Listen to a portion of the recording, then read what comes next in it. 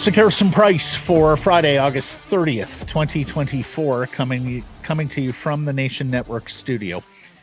Built by Arbor Lee here at the historic Wall Center in downtown Vancouver. And if you got your tickets for the big game, why not make it a full experience? Stay downtown at the Wall Center. Call 604-331-1000. Ask for the Sekeres and Price rate. It's back. Yes, some blackout dates apply based on availability. Matt Sekeres alongside Blake Price. Mike Rogerson, four-time Juno Award winner, hitting switches and conducting things. We have a big show coming up for you, but it's an awfully sad show. And rather than start with our poll question, we're going to start with our top story, the passing of Johnny and Matthew Gaudreau, an unimaginably sad development here for the National Hockey League and the hockey community in mourning after the Columbus Blue Jackets winger and his brother are struck and killed by a suspected drunk driver in New Jersey on Thursday evening. They leave us at age 31 and at age 29. They leave us hours before they were supposed to attend their sister's wedding and be groomsmen for their future brother-in-law, a wedding that has now been postponed, needless to say, as everyone comes to grips with this unimaginable loss, Blake. We will read the statement first and foremost from the Gaudreau family. This is his uncle Jim who posted, "Last night we lost two husbands, two fathers, two sons, two brothers, two sons and brothers-in-law, two nephews, two cousins, two family members, two teammates, two friends, but truly two amazing humans. We want to let everyone know we are receiving your messages of love and support, and we appreciate your continued thoughts and prayers. We ask you for your continued respect and privacy during this very difficult period of grief. From all our families in the bottom of our hearts, the Gaudreau, Morris, Corbetts, Vanello, and Joyce families," signing that statement. Unusually cruel, given the wedding, of course, was the following day. It was scheduled for today. Yeah. The thinnest of silver linings was that everybody was together, and that the supports were all immediate. Nobody needed to travel. They were all together there.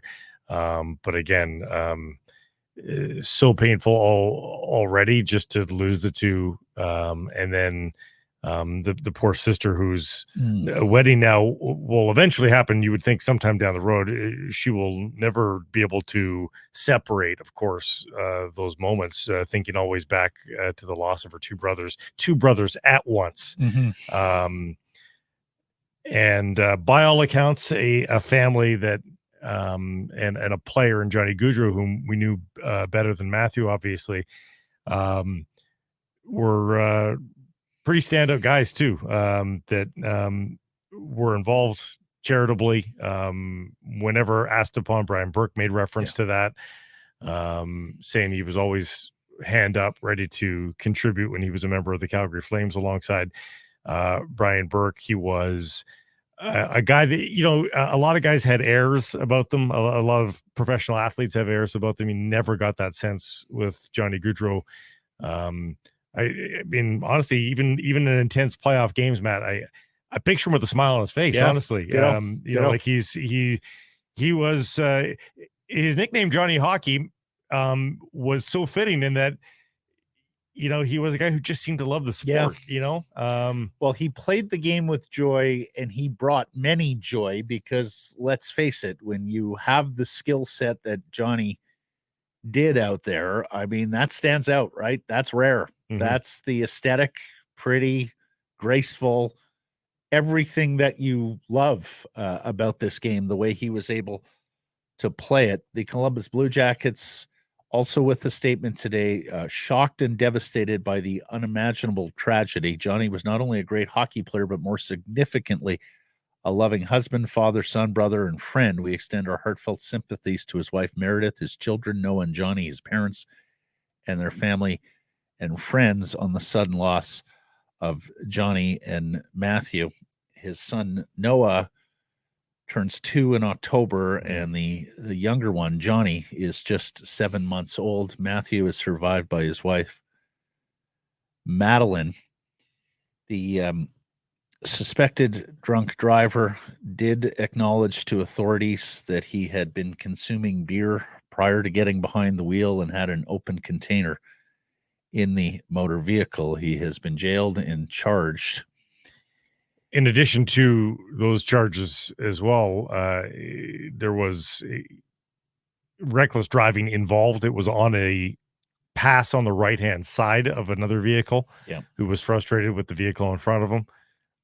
So not only is there the frustration from the general public, I think, and the fact that it's yet another long line of DUI accidents, but it was DUI and driving like an asshole. Yeah, Commissioner Gary Bettman in his statement called him a dazzling hockey player and a doting father. He stood out for two things, I think, in National Hockey League circles. Number one was just the slight size. And you may remember when Johnny Gaudreau burst onto the National Hockey League scene in 2014, 2015. And of course, that was the spring where the Canucks and Flames wound up playing in the first round. 21-year-old rookie. Right. In the first round of the Stanley Cup playoffs. You'll remember this was sort of the era of the LA Kings and Chicago Blackhawks winning Stanley Cups. Many drew the parallel to Patrick Kane, right? That he would be the Calgary Flames. Patrick Kane is that diminutive winger, just oozing skill and driving the offensive load. But look, the smaller hockey player was going out of vogue there for a while. You know, people were prioritizing size at the NHL draft, and then along comes this fourth round pick. And here's the second thing he stood out for: from the Jersey Shore, right? Like, there's not a lot of NHL players come from the Jersey Shore. Upstate New York, sure. Minnesota, Michigan, Massachusetts, the 3 M's, as they say in USA hockey. Yeah, of course, they've developed hockey players for many a year, but you didn't see a ton of kids coming from the Jersey Shore or South Jersey who make it all the way to the National Hockey League, let alone guys who are 5'9" and 160 pounds, just so slight. And yet he has this absolutely dazzling career at Boston College, including a 80.2 point per game season in his junior year, signs with the Calgary Flames, and then right out of the hop scores 64 points and 24 goals in 80 games in that first NHL season. And suddenly, but going back to Boston College, though, incidentally, rookies in college hockey don't often get a lot of playing time. Don't often get a lot of opportunity, especially when they're that small, right? And he went into Boston College and had a point per game rookie season in NCAA. Yeah, you'd be happy with that as your graduating year, and he had it as a rookie year as a small undersized. And you can bet they kept on waiting for him to fill out, and he's still performing like he did. Then he goes on to have that fabulous rookie season. Faces the Canucks in the first round. Again, it's a 21-year-old. He led the Flames, tied for the scoring lead in that series. He had 6 points versus the Canucks in that series as a rookie. Yeah. Led them into the second round. And in short order, he becomes a foundational player for the Calgary Flames. He becomes a reason to buy your ticket and watch the Flames live at the Saddle Dome, not to mention impressing crowds throughout the National Hockey League. I remember coming back to the postgame show after the first time seeing him live. Yep. And I think I was talking to Jeff Patterson. I was like, okay, he's pretty dazzling. He's fun. When he touched the puck, there was a get to the edge of your seat mentality of it. Him at his best was as good as anybody in getting you out of your seat. Yeah, absolutely.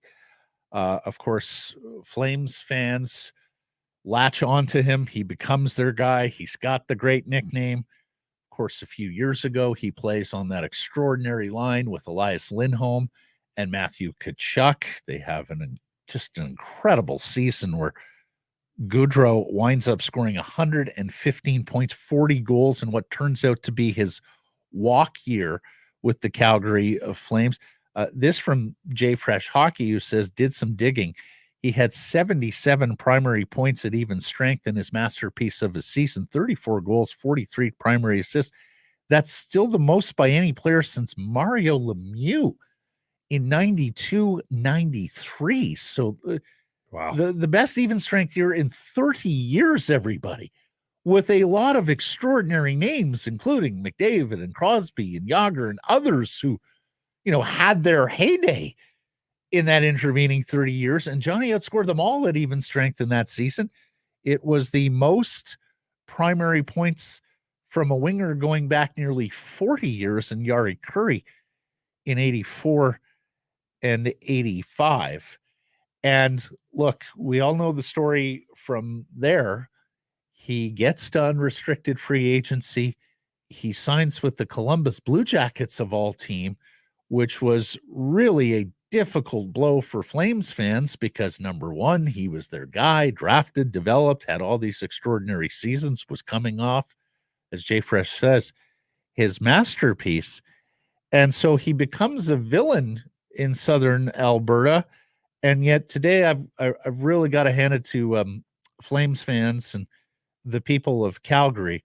This has refocused what's important and what's unimportant in life. And I see that there's a vigil planned for the Saddle Dome later this afternoon where Flames fans are going to go and pay their respects. You already see flowers and teddies and donations happening there at the Saddle Dome as people mourn the loss of Johnny. Hey, there's always Gaudreau. People that take it too far on social media and such, but for the most part, I think fans can be forgiven for being upset that he left. That's part of the sporting realm. Players exactly. leave. Like, that's just what happens. And sometimes they say no to your team in your city, and that hurts even more. And if you ever boo Johnny Gaudreau on the ice, I think you can be forgiven. Again, that's just part of sports. But as long as you didn't cross any other humane lines, I don't think you can feel too guilty about it. But he was he was supposed to be a part of that core, right? And going forward, that new core with Matthew Tkachuk, and in the end, the Flames don't have either of those guys. A touching tribute from our colleagues over at Barn Burner in Calgary at Pinder Report. This is Ryan Pinder, one of the co-hosts of the program, who tweeted out, "We tried not to cry for an hour. I'm not sure we did a good job. Hashtag RIP Johnny Hockey." And we invite you to go on over there and listen to the memories of Johnny Hockey from the folks that covered him, the folks that got to know him there in Calgary over all his years, and some sensational highlight reel hockey that he produced. He attracted over his time there. He attracted players to him as well. It should be noted, Sean Monahan, his longtime teammate in Calgary, made a podcast appearance recently in which he waxed on about how excited he was to reunite with Johnny Gaudreau. Was a big part of his decision making, raising their kids together. Like, he had this all mapped out. This was just a few days ago. Apparently, Johnny lobbied him and ultimately successfully to get the same breed of dog as they had at home so that they could walk their matching dogs. Cole Caulfield is tweeting incessantly and Instagramming pictures of the two of them together. You can imagine, for another diminutive American player, that was his hero. So you realize this was a guy that had a lot of tentacles throughout the National Hockey League and made impacts on people as he crossed paths with them. And particularly you mentioned Caulfield, the USA hockey community also rallying around and mourning the loss of Johnny Gaudreau.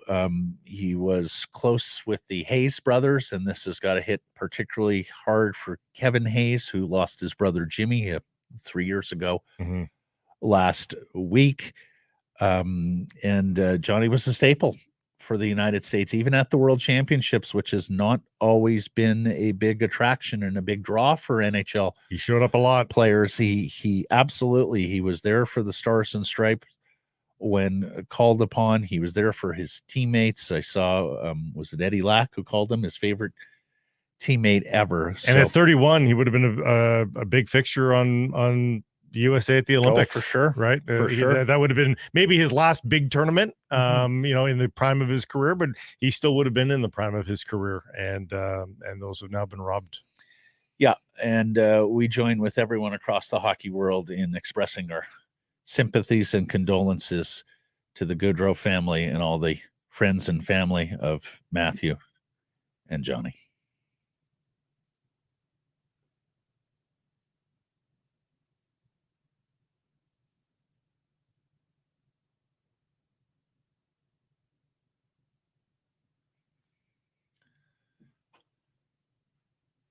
Well, Blake, no easy turn here, but people do come to us to talk Vancouver Canucks, and there has been a significant Vancouver Canucks story here in the intervening 72 hours since last we did a show on Tuesday, and that is the status of Arturs Silovs, goaltender Arturs Silovs, who, when we left you on Tuesday, based on the reportage of Rick Dhaliwal and others who have said that, look, training camp and preseason are doubtful for Thatcher Demko, and he may or may not be ready for the start of the season. There was a world where Arturs Silovs was going to be the starting goaltender for the Canucks on opening night. And in fact, there's still a world where Arturs Silovs could be the goaltender for the Vancouver Canucks on opening night. But development here this week,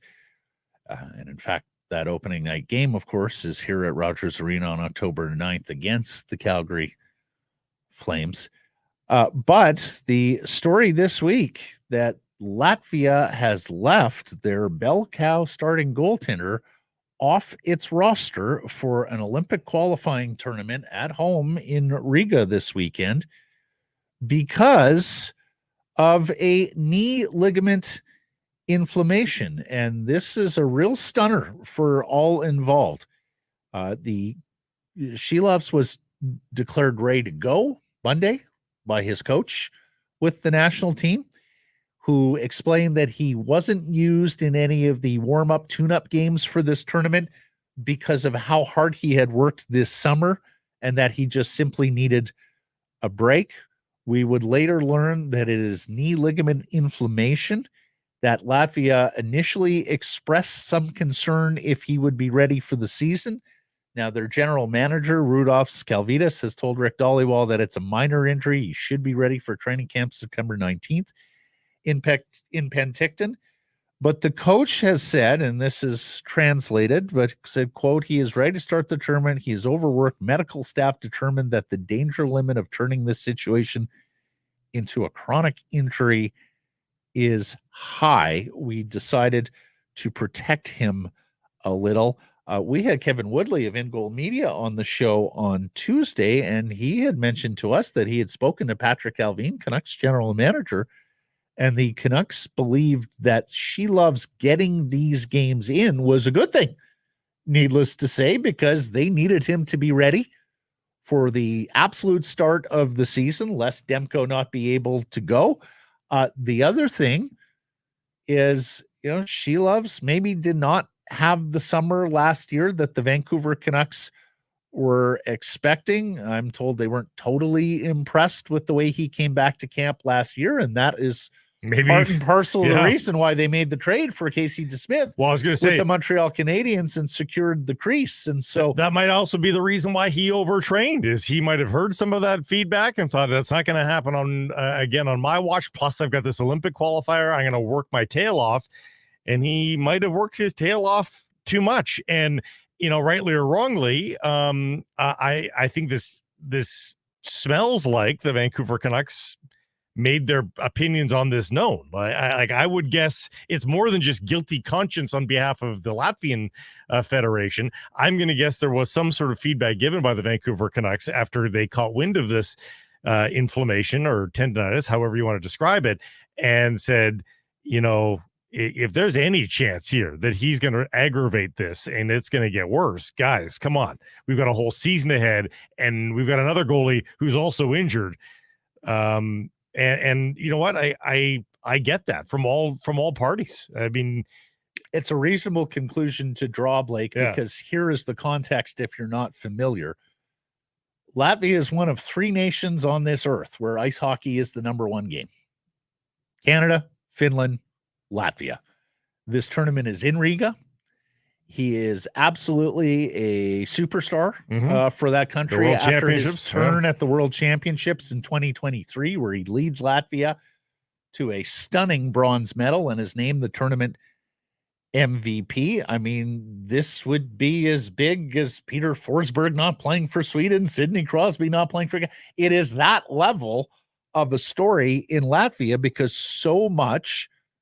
Of course, we know Latvia, like a lot of the other minnows in international hockey, they don't necessarily have the depth and class of skater, but what they can produce is terrific goaltenders who can keep the score down and give their team not unlike Finland for years, right? So, for Finland, right, for years, Finland kept themselves in tournaments by having spectacular goaltending. They're kind of Finland light here, and playing this game at home with a chance to get to a European Olympics, right? Not too far away in Milano Cortina, Italy. So this is a massive, massive loss for that program, a massive story there, and it's got to be an enormous disappointment for the great Latvian fans, and Blake and I have both covered international hockey, and you will not find a better group of fun-loving, celebrate the tournament and the event, regardless of how our team is doing, group of supporters than those Latvian fans. They make every building they're in.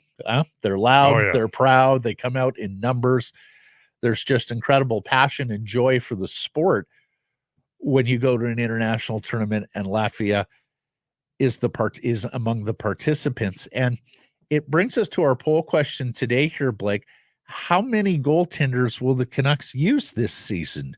The answer is available to you for voting at our X and YouTube accounts: 2, 3, 4, or 5.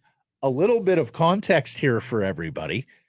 The last time the Vancouver Canucks needed just 2 goaltenders to get through a season was 2020-21, when Thatcher Demko and Braden Holtby were able to hold the fort. But reminder, that was the pandemic season. It was 57 games, so 2/3 of what a regular NHL season would be. But that's totally cheating, because the attrition of the 82 games is what causes you to get past 2 goalies. If you're looking for an 82-game schedule where the Vancouver Canucks required only the 2 goaltenders, you have to go all the way back to 2012, 2013, when Roberto Luongo and Corey Schneider were the only 2 goalies selected and used by the Vancouver Canucks, and that actually ended a streak of 3 straight years, which is unfathomable. Now. That Luongo and Schneider were the only 2 goalies to play for the Vancouver Canucks. Because of all that, Blake, because of all the uncertainty around 2 goaltenders here off the top, I voted 3, but I could have easily voted 4 here. I do think you'll see Yuri Patera, and as Patrick Johnston, and we'll have Patrick on the show here in a moment, notes in his piece in The Province published yesterday, the Canucks have made inquiries with a few free agent goalies in recent weeks about coming to training camp on a professional tryout. So when we left you on Tuesday, we were still discussing, and it is still in the realm of possibility, that the Vancouver Canucks go out and sign Kevin Lankinen, ex of the Nashville Predators, who is considered the best goaltender on the free agent market right now. As we explained on Tuesday's program, that would likely mean them having to bite the bullet and start the season in LTIR. Patrick Allvin has consistently expressed a preference for staying out of LTIR off the top of the season, accruing some cap space and being able to have more money available to him at the trade deadline. You'll remember one of the things he cited when not being very active on the specific trade deadline date this past year was a lack of cap space. So that was the plan. It may still be the plan if they go to a goaltender on a professional tryout, but if that's the case, Blake, I'm not sure you're getting up the food chain to Kevin Lankinen on a professional tryout. It will probably be a less credentialed goaltender than that, or a less informed goaltender based on last year. We should tell you, though, for anybody saying, what are the chances they need 4 or 5? 2018-19, they used 5 goaltenders. 2018-19, that's not too far away. And that's not a pandemic year either, because we had talked about it during the pandemic and coming out of the pandemic. One of the big learnings was make sure you have better depth in goal, because a lot of teams were trying to get by with 2 NHL guys and then hope bets beyond that, Blake. And as we know, the pandemic and the protocols, so 18, 19, 5 everything that goalies went into those seasons created a scenario where teams were using a silly number of goaltenders in a year simply because of infection or fear of infection or positive tests or exposure or things like that. Yeah, so 18, 19, 5 goalies. 19, 20, when the pandemic shortens the season to 69 games for the Canucks, 4 goalies. We talked about the 2021 season and it being only 56 games long. 21, 22, 4 goalies. 22, 23, 4 goalies. Last year, by that metric, can be considered a profound success that they only used 3. The last 2 years, yeah. So, well, no, in 22, 23, they used 4. Oh, sorry. Right, because they use Martin and Silovs. Yeah, my bad. So, really, I mean, lately, the median is 4. Mm-hmm. So, I mean, you voted 4? You got to go 4. Oh, boy. I mean, so then the big question is 4 Tolopilo. Is it Lankinen? Is it a goaltender on a professional tryout who signs at the end of training camp? Because, reminder, we say it every year around this time, a professional tryout player is free to sign with any NHL club. You don't have any sort of precedent or preference in being able to sign the player because he's at your camp. We saw this years ago with Scotty Upshall. You remember he had a very good camp and wound up signing with St. Louis, if I'm not mistaken. So you're auditioning for the entirety of the National Hockey League if you're on a professional tryout.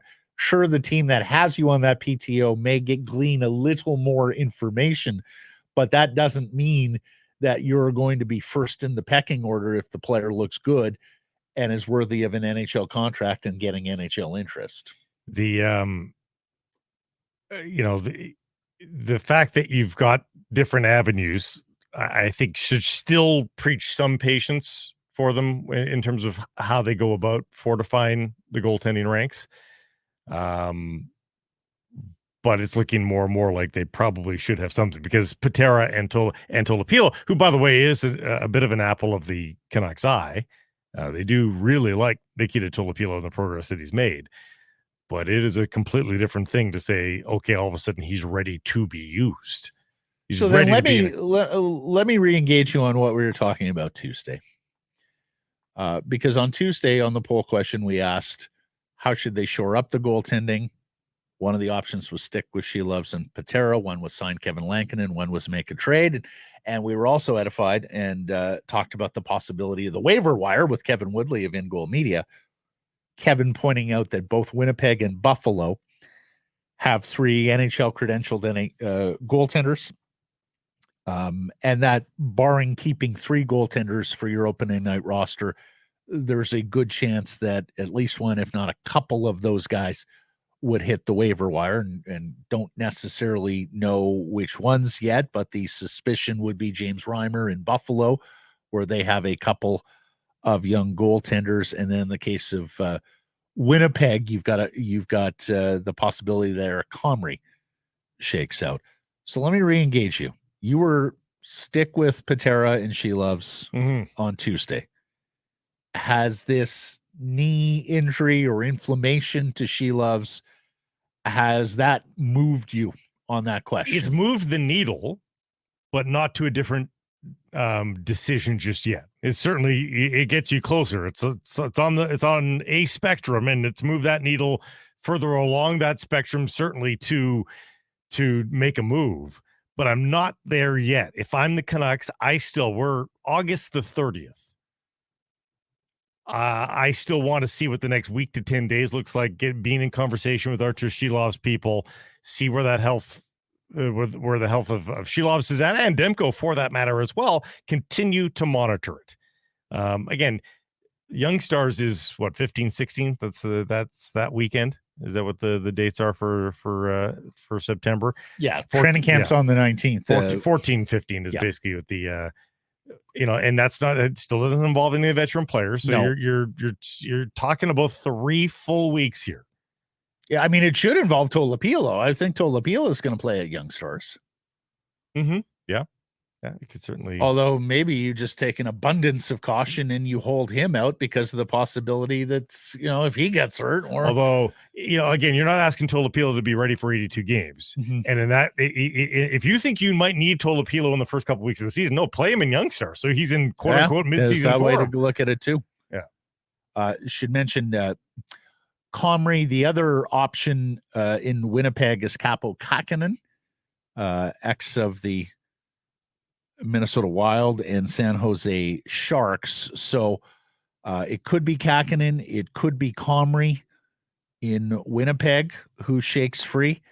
The Buffalo goaltenders, Pekka Luukkonen is going to be one of the two. Of that, there is no doubt. But they also have another good young goaltender. Remember Devin Levy and his heroics for Canada once upon a time. He's in a battle with James Reimer to be the backup there. So those are two of the goaltenders who could shake free on the waiver wire. Blake, Spencer Martin, Michael DiPietro could be on the waiver wire. I don't think Zach that's going to be a temptation. There's a bunch of those guys. And then there's Detroit, who has Cam Talbot, Alex Lyon, who's probable for the start of the season.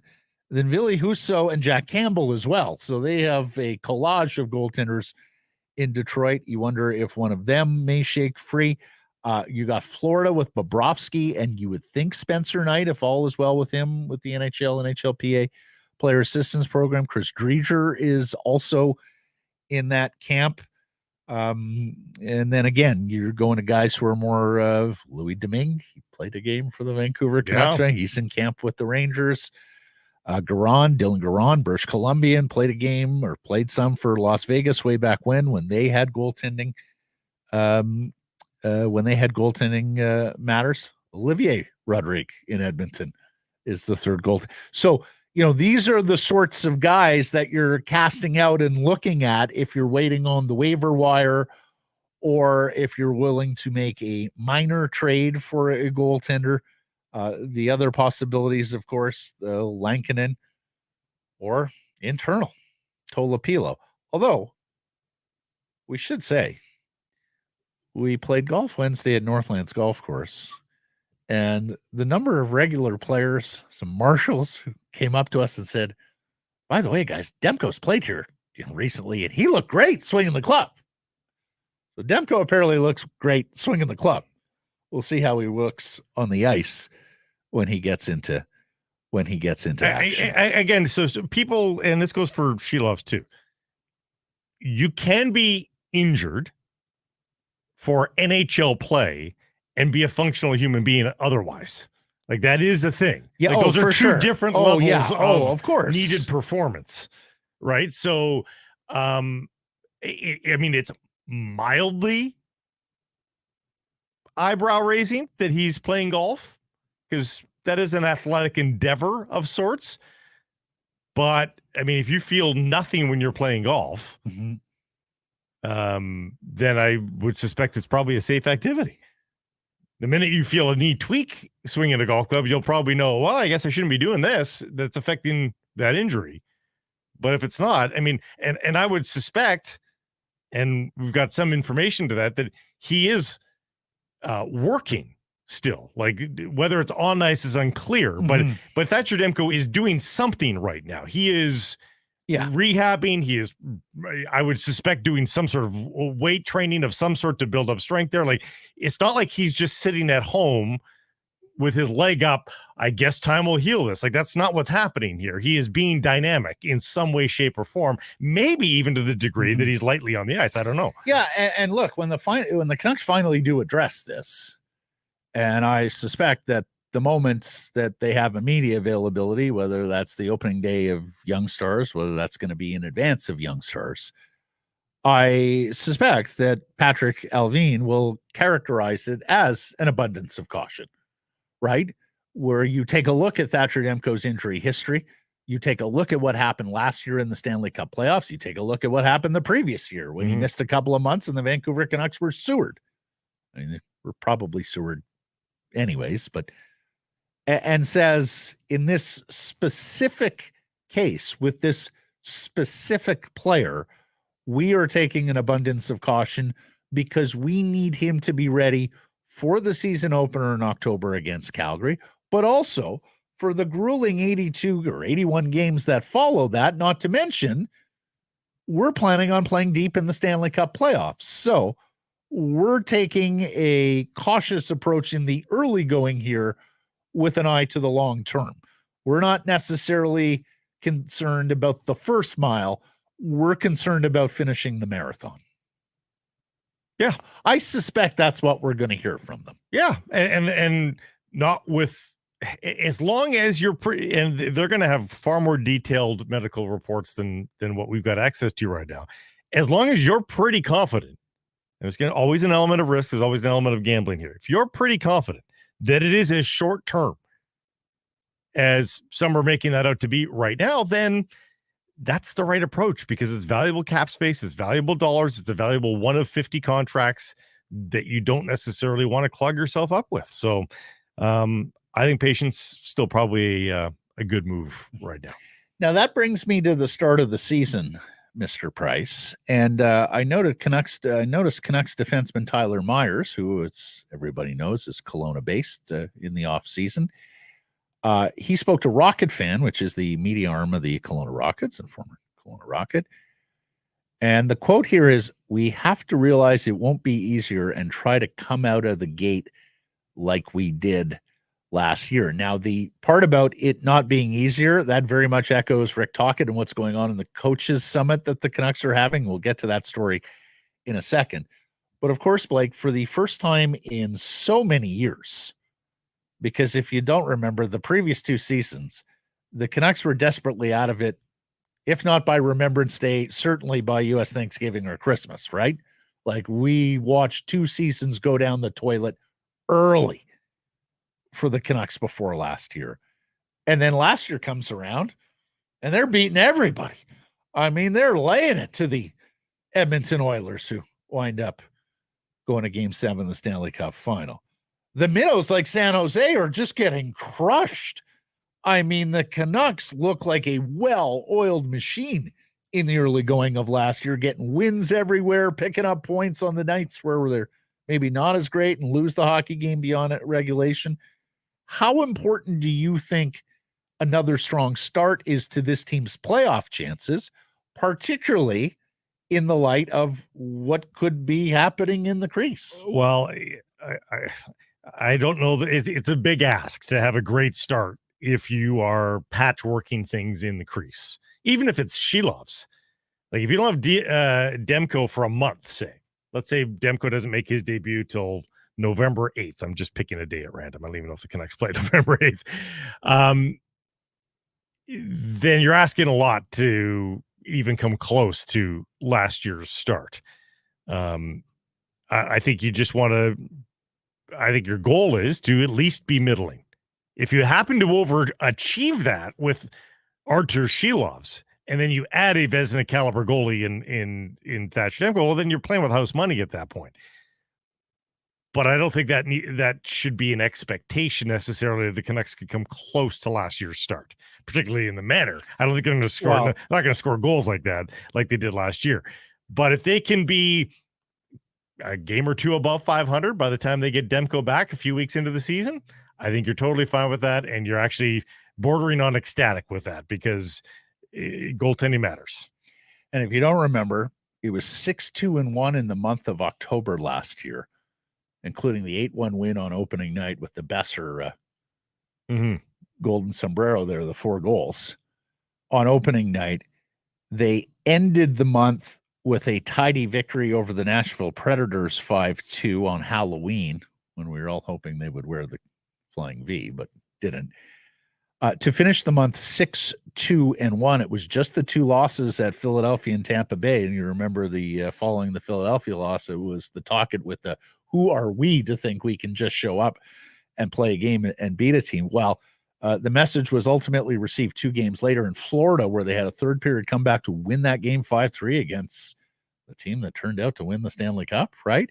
And then after that successful first month, they went out and won their first 4 games in November in spectacular fashion. They obliterated San Jose 10-1. They won a very tight playoff style 2-0 win against the Dallas Stars. I remember Jeff talking about that game as the type of game that they would need to win and play in April. I believe Tocchet was quite pleased after that one. Obliterated Edmonton again. And then 6-2 against Edmonton and what was supposed to be the, okay, Edmonton, we've got our stuff a little more sorted now, not so much. And then went into Ottawa and won that game 5-2. So it was a 5-game winning streak at that point on November 9th before they ultimately went into Toronto and lost on Remembrance Day. But it was 10-2-1, and it was already at that point. And look, were we getting a little ahead of ourselves? Yes. Did we have reason to get a little ahead of ourselves given the starts of the previous years? I'd also say yes. But they were 10-2-1, and we started talking about, well, they'd have to blow it from here, right? Like you stake yourself to that many points in the opening 5 weeks of the NHL season, then you've got a fair bit of margin for error, and it wound up being margin that the Canucks didn't really need. They go on to win the Pacific Division and forge an extraordinary season with 109 points and 50 victories and get back to the playoffs for the first time, the real playoffs for the first time in 9 years. 10-2-1. If I throw a 7-6 contract in front of you, do you sign on the dotted line? Oh, 7-6 to start the season. You get through the first 13 That's games. 14 out of a possible 26, right? I'd be tempted at this point. So, yeah, I would like to think better than that. Well, the appendix A of this contract is that you get Thatcher Demko back at the conclusion of these 13 games. Let me ask this, because what we wound up seeing last year was the Canucks are really good front runners. How do you think this group would respond if, because of goaltending matters or because of just a bad start, irrespective of goaltending, they find themselves in chase position over the next 5 months or 4 months? I don't know. I don't know. I would like to think that this team grew up last year from a maturity standpoint. You remember there were different games, different times during last season where the Canucks, where Tocchet would talk about the team growing up and learning how to win games and learning how to deal with adversity. And, hey, you may not feel great today, but I still need energy from you. And, hey, you may not be going today from an offensive standpoint. That doesn't mean you can't help us in other areas of the team. I would like to think that we saw a maturation process from the Canucks, but you don't have to go too far back, Blake, to find a team that was pretty fragile and pretty quick to get away from the habits of winning hockey teams in the Boudreau Tocchet year, right? Like that was a team that when things went poorly for them, it seemed like it just swirled down the sewer, as opposed to there being a lot of fight and pushback to correct things and right the ship. So, yeah, I have my questions about that if the season opens poorly. I also wonder what the fan base will be like, because for the most part this summer, we've sat here in front of our feedback channels and in front of our own personal social media channels and have seen a fan base that I think is quite confident. I won't say cocky, but quite confident with regards to the ship is righted. Progress will be linear. Even going back to last week when we're asking, does the season hinge on Thatcher Demko? We had a fair number of people say, no, absolutely not. This is now an established team that plays terrific team defense. They can get by with less than Vezina finalist goaltending. People who believe it's onwards and upwards for players like Quinn Hughes and Dakota Joshua and guys who had career years last year. People who believe that there will be bounce back years for guys like Elias Pettersson, who maybe struggled in the second half of last year, and people who think that some of the veterans they have who produced outstanding seasons last year, JT Miller won, Tyler Myers had a very good season, that those guys will just keep on keeping on. So I think it would be a fair bit of a shock and something to monitor if Canucks fans suddenly see a team that's struggling through a couple months. I think people are mildly concerned about the start because of the finish. Like I to me, I don't think people have forgotten February and March. I think April made them feel a lot better. Certainly. Well, that's it. But I don't think people like it'll take 1-0-3-1 run for Vancouver Canucks fans to say, oh crap, here's February, March again. So I don't think it will be a shock to them. I think beating the Nashville Predators with 3 goaltenders getting wins, and then taking the Edmonton Oilers to 7 games behind the third string goaltender, and let's face it, Silovs started that postseason as the third string goaltender. I think that in many ways washed away some of the concern of February and March. I think the lasting impression, hey, it didn't take long before the fans were cheering in Game 7, right at the end of the game, which to me, said that people thought that was an outstanding Canucks season. They were right, but also that there was optimism and belief that the best was yet to come. So, no, I think the fans, for the first time in a long time, is just anecdotally as I go around town and have conversations, I feel like they're as bullish on this team as maybe any preseason summer since 2015-16, when, of course, again, they were coming off a terrific season. You remember 100 points with Willie Desjardins. I mean, sure, the optimistic, absolutely. It gave him a fun ride in the spring, but I don't think people are overconfident. I don't think people think that a good start or a great season is guaranteed. I think everybody's hopeful that it will be a good season, but I don't think anybody is so enamored with this team from top to bottom that they think it's a fait accompli. This is not going into 2010-11 or even 11-12 where you're just like plug and play, wake me in March. Like that's not where they're at here. I can remember being back east with a perennial playoff team. First week of the season, forget what happened, and our friend Ian Mendez quipped, "Can we just start the playoffs already?" Yeah. Because when you have that team that that's going to be in the playoffs, you cover the season, everyone pays attention, but it's with an eye to what happens in April, not necessarily the I mean, we're in a league where the urgency of game in, game out, all 82 of the NHL schedule. We're in a league where literally the front runners sometimes hope for a season-long injury for one of their stars. Yeah.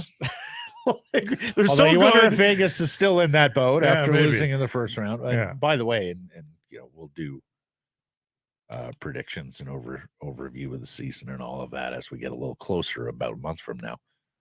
But and I hate to say it, but I look at Vegas's team and I think of the way it ended this past year and what's available to Bruce Cassidy and that coaching staff motivationally, and I think Vegas is going to be going to have to be reckoned with here again this season. I don't think it's just an Edmonton problem for the Vancouver Canucks. I would be very surprised if Vegas, particularly if they're healthy, isn't right there in the mix at the top of the absolutely. Those are the 3 teams that should be in pencil at the very least, if not erasable pen. At the start of the season, they're all 3 there. I wanted to put these bees in your bonnet because look, I typically don't pay a lot of attention to all the lists that are out there. It is quite clear that people online have an insatiable appetite for lists. And so there are all sorts of lists that get produced, and oftentimes with not enough due consideration, either because they lack the breadth of scope or they lack the breadth of history or whatever the case may be. All that being said, when the National Hockey League and NHL in-house media, NHL.com, produce lists, I know some fans take it with a more serious grain. Understandably so. It is the league, right? The people who work there should know the league. And frankly, when I hear guys like Dan Rosen talk about the league at large, it's clear that he pays attention to all 32 member clubs. But the NHL.com is into its positional rankings. 2 things I want to bring up with you. Elias Pettersson ranked as the number 10 centerman JT Miller ranked as the number 11 centerman. How does that strike you? It doesn't. I mean, it's. I think people see the defensive prowess of Pettersson, and that was probably the tiebreaker. Okay. It does not move me. Do Pettersson or Miller deserve to be ahead of Jack Hughes, Jack Eichel, Braden Point? No. Okay. No, I don't mind. In fact, I would think that Pettersson and Miller should almost be flattered. I think at this point, really? I don't think they're getting robbed. That's for sure. Okay. Yeah.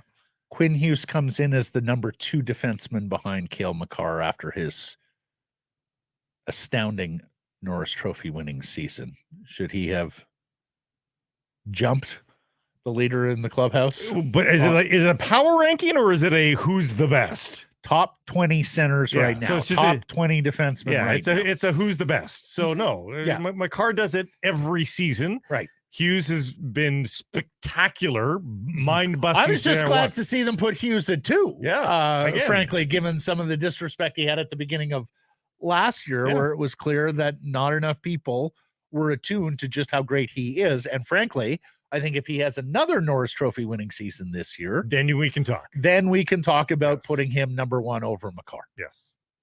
But he's going to have to outpoint Makar the way he did this past year. Like, that's what it's going to take. So, or the other way to do it, win a Stanley Cup. That helps the case. Because then you're a full peer. Oh, yeah. You got a ring. I got a ring too. Yeah. Anyways, we shall see. And put it this way. If Pettersson and Miller are the 10th and 11th best centers all season long for the Vancouver Canucks, a very good team. That should be a darn good team. Yeah. Like if we're talking about these guys as top 10 at their position in the league, much like over the last 2 years, we've talked about them as top 10 in scoring or thereabouts. That is a very good sign. If those rankings are even close to being truthful, wow, this is a very good team then. Oh, for Two sure. of the top 11 centers in the league are on one team, and arguably the best defenseman. Yeah, not to mention the goaltender, who I believe checked in on the top 5. Yeah, in the NHL. That might be the bigger robbery. Those are, and of course, those are the crucial positions, right? Your first 2 centers, your number 1 defenseman, your starting goaltender. Yeah, I mean, those are your pillars, and the Canucks are in very good stead at those spots. Very excited for Touchdown Pacific in Victoria at Royal Athletic Park on Saturday. The BC Lions try and snap a 5-game losing streak here against the Ottawa RedBlacks. We'll have Farhan Lalji on the show later from Royal Athletic Park, where seemingly they have done a marvelous job of dressing up an old venerable park and stadium there. A lot of attention needed, needless to say, to put on a professional game there. I saw Jay Janauer's over there for Global. I saw Jay was tweeting about that there won't be a logo at center field, that the field needs a lot of care, that they're going to mow it a couple of times and then repaint all the lines and logos. They can virtually put one there. So they could choose to go that way. Well, apparently, Jay said it was a TV thing. There's going to be no big logo at center field. Because I think virtually, they might put one? Okay. not a Lions logo. Maybe there'll be a Touchdown Pacific or logo. a CFL logo. Yeah. I saw a lot of fans turned out to practice. The Lions did practice there on Thursday, and noticed quarterback Nathan Rourke taking time to go down the line and sign the autographs and take the photos with all the fans. I mean, it is lined up so well for this event. I hope it looks and play like I hope this isn't a 17-12 game. Like and Blake, I'm with you there. I hope it's fun and entertaining, and there's long plays and touchdowns and all the great excitement that the 3-down game can deliver. But the thing that worries me most, and the thing that I'm so hoping and praying for both teams, as somebody who has covered a number of Grey Cups and covered Grey Cups on grass and covered some fields that were absolutely unworthy, not just of a championship game, but of any professional game, I sure hope that field is in good condition for the players Number one, the safety of it, right? Like worst case scenario is somebody does a knee or somebody does it, and that secondly, that the footing holds up. And so that when you get the great playmakers, the ball in their hands, whether it's Scary Terry on the returns or Alexander Hollins, or even some of the RedBlacks skill guys, that they're able to show their wares. They're able to make the cuts and do everything that they would on a typical field. Well, the only risk here is softness, is the footing. If way more important to err on the side of too firm than it is to have it too soft, where it can get ripped up and can prevent big plays because of footing. So it affects the football, and then you could have injury. If a guy tweaks his knee, but everything else looks tickety boo, I mean, that's just the game of football, probably. But if it's because it's soft and the guy plants off and the ground rips out from underneath him and causes injury, well, that's a different thing. So you're right. I hope it's in good shape. Yeah, because frankly, in thinking back to a couple of those Grey Cup games that I covered on fields that just weren't good enough, and at Commonwealth in Edmonton, and frankly, when you're in Calgary at McMahon as well. Well, often lumpy and uneven, yes. Well, the problem is when you get one of those fields where people are insecure about the footing, what happens is the players come back to the sidelines and they talk to their coaches about it, and that typically affects the play calling, and that typically means you're looking at more conservative play calling, because the play caller has to be aware of, okay, I love this route against this defense, but it's a double move. Can he pull it off if the footing isn't secure? So, anyways, it's not a full-time field. It doesn't get a lot of action, right? That's the problem. That's it. And look, it should be an extraordinary event. Blake and I have been doing this show here coming on 13 years.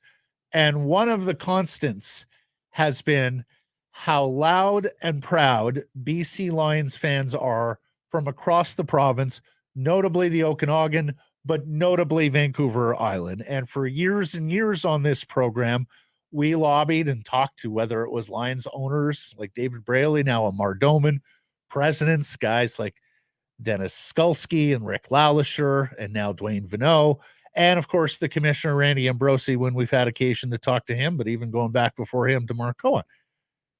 The fans on the island want those afternoon games on the weekend so they can get there and back on the ferry same day and not have to spend the hotel night.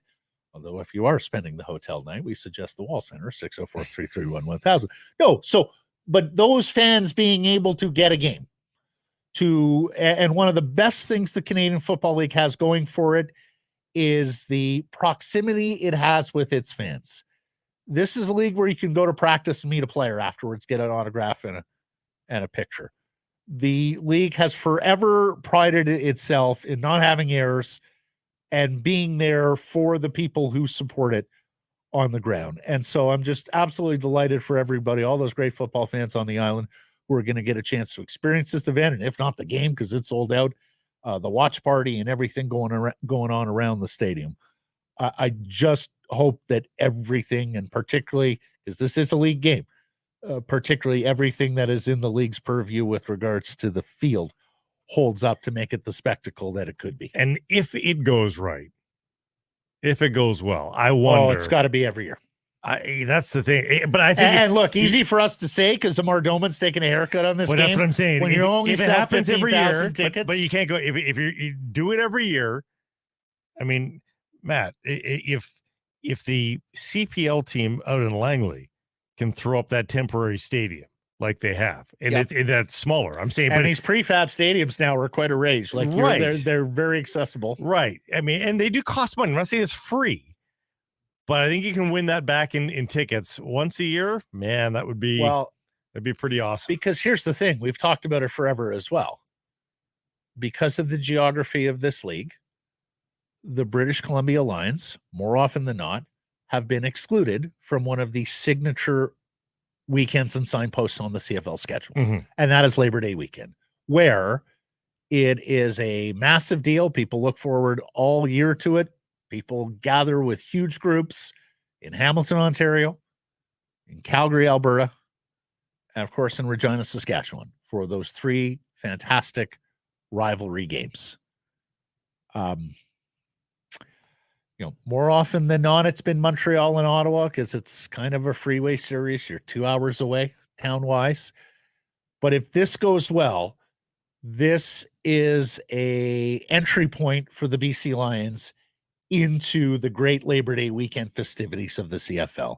So whether it's the Alouettes or whether it's the RedBlacks coming out to Victoria, and look, if every year is too much in that one of those Eastern teams is too often excluded, too much in that Amar Doman just doesn't want to take the haircut year after year and giving up a home game, then let it be every 2 years. Right. Flip-flop it. So the RedBlacks and Alouettes can play 1 year, then one of them's at Touchdown Pacific the next year, and then they go back and play another game, and then the other one is at Touch. To me, as a longtime CFL fan, that would be what I'm looking for here, that the Lions are able to participate in this tradition, and then maybe it creates a little bit of a tradition, barring an Atlantic team and a true bi-coastal rivalry, the fans in Ottawa and Montreal, where they know that their team on the Saturday is going to play. They haven't done a touchdown at Atlantique in Quebec City, have they? No, they have not. I believe there has been preseason, but no. Because that'd be another one on the menu potentially. So one of the hangups continues to be there that the financier of the Laval program, a guy by the name of Jacques Tremblay, is against the CFL in his town. He's the biggest show in his town. If you don't know Université de Laval, they can do 18,000 for games there at their Peps Stadium, which is also, Blake, basically a like what you're saying about Langley. It's that sort of style of stadium. So they're a huge show there. The city really gets behind it. I know at one time when the Wettenhall family owned the Alouettes, they were against the team in Quebec City because they felt like they had fans who came from that area. And then Mr. Wettenhall, the late Mr. Wettenhall, changed his tune, and he was for a team in Quebec City. I think when people started getting in his ear and telling him about how great the Habs Nordiques rivalry and the ability to recast that in the Canadian Football League. And of course, it's the number one producer of Canadian football players now. It's the province of Quebec, right? Yeah. Like the players come out of their year in, year out. This Beaulieu kid from Laval on the Lions was terrific before he got hurt as a first-year guy to be able to play halfback, play safety. Extraordinary. Anyways, this could be the birth of something really special and exceptional. And I got my fingers crossed for the Lions and for Royal Athletic Park and the league that it lives up to the billing, because I got to say the support was there from the jump. They announced this thing and people were on board within an hour. Now, Matt, we've been skirting around this subject. They also kind of need to win. There's that too. Not only should it be exciting for everybody's sake that's invested in the event, but they really need to win the game. So if you remember the last time the Lions won the Grey Cup in 2011, it was 0-5 and 1-6. Yeah. And they battled back from that.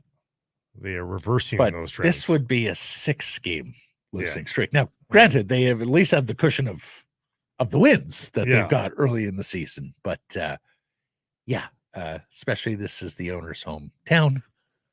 You've got your superstar, highest paid quarterback back for a third game. The rush should be knocked off, right? So, it's time to win. More on that with our Bet365 bets of the day here. But let's get to today's menu. Yes. It is brought to you by Greta. A great spot to catch the game throughout the season. Quick walk to the rink or stadium. Go-to spot for food, drink, and fun before and after the game. Make it a game night at Greta 50 West Cordova or at gretabar.com. We got Patrick Johnston coming up. We'll talk to both of our guests off the top about Johnny Gaudreau, the loss of Johnny and Matthew Gaudreau, and their memories, specifically of Johnny and his fantastic years with the Calgary Flames. We will then talk to Farhan Lalji, who, as mentioned, is at Royal Athletic Park in Victoria for some talk, not just on Gaudreau and the Canucks goaltending matter, which we also tackle with PJ, but on the BC Lions and how they look heading into this most important game in Victoria. Okay, best bets by Bet365. The segment brought to you by Bet365, proud partner of Sekeres and Price. And since we just talked about it, it's funny because what's the spread at? If the Lions were going tickety-boo I might be worried about this game and the disruption and distraction of going away from your practice. Now you're looking at it as an incentive. Exactly. Yes. Now I'm thinking this game may catch some attention here. Wake up calls. Yeah. Oh, yeah? You're making business decisions when a running back's coming downfield at you? No. Not in front of the good people of Victoria and this rare game. So, playing in front of fans who don't often get to see them up close and personal, at least not in their backyards. And, understand this is a provincial team, not a city team. I think there'll be a lot of players who come to learn that this weekend. Third game for Rourke. I'm taking BC -2.5. They're the favorite here. I'm looking at the other team in action this week on the road. Whitecaps into Austin, a team right behind them in the Western Conference standings. A very important match. The Whitecaps are playing, huh? Yeah, they are. The Whitecaps are playing. They had their tune-up, so there been a long gap for overall MLS play, but they had their tune-up versus Pacific on Tuesday, so that they should be back at it. Now they lost Brian White in that match, so there's no striker up top of real. I mean, Demir Kralak, you gonna start him? Ryan Gauld scored versus Pacific. It's going to be on Ryan Gauld to be the difference maker. An anytime goal scorer for Ryan Gauld is at +225. That seems pretty generous. To me, it's all going to go through him. So a Gauld goal gets you +225. Open an account with Bet365 today and bet on a huge range of markets. So whatever the moment, whatever the sport, it's never ordinary at Bet365. Use code VANBONUS when opening that account. Patrick Johnston coming up next. Normally when we talk about Greta Bar YVR, we're telling you to make it a game night at Greta, and we're talking about hockey. Of course, we're not quite yet at hockey season, but game night can mean whatever it means, and that could mean soccer or football game to watch on the screen or your own games, because the arcade is half the fun at Greta Bar YVR. Make it your game night at 50 West Cordova. And, of course, great food and drink specials, and you can also make it a late game night as they're open late every single night. So make it a late game night, your game night at Greta Bar YVR, 50 West Cordova. Some Price from the historic Wall Center, and we welcome in Patrick Johnston of the Province and Post Media, who covers the Vancouver Canucks and hockey. And Patrick, just start with your thoughts and memories of Johnny Gaudreau after we lose him and his brother Matthew in a horrible accident. Well, just a player who always lit up the ice. The guy who stepped in the ice, he touched the puck, and you knew something was going to happen. And you could understand why the Flames were so high in this guy right from the start, even if he was this small player. A player changed, I think rightly changed the perception of what was possible from smaller players, continued a legacy of guys like Marty St. Louis, and especially in this modern game, it doesn't matter what size you are, that the skill's what matters. And if you can play fast, you're going to make it. And he did it. That's all I know. I mean, I just knew the player. I didn't know him otherwise. Obviously saw, the notes from everybody at like Eddie Lack, who described him as his favorite teammate ever.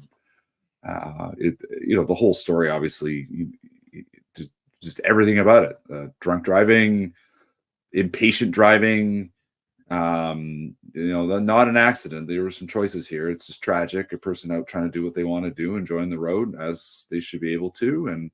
And obviously the element of his sister's wedding and Johnny being a young father and everything, and his brother and his brothers, it's just devastating. Absolutely every element there. No one's death is ever easy to take, but the extra bits in this story just feel like a pile on. And it was, yeah. It's just it's too much to take, really.